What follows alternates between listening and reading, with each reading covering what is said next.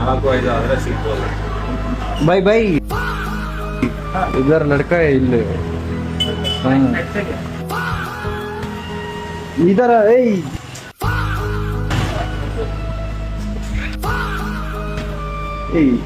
सुनने निंत्ಕೊಳ್ಳೋ भाई मेरा दोस्त नहीं देखा ए वाला अच्छा मेरा दोस्त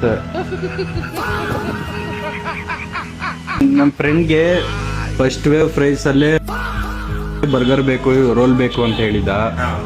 ಏನ್ ಮಾಡೋದು ಬೈ ಬೈ ಬಾರ ಈ ಕಡೆ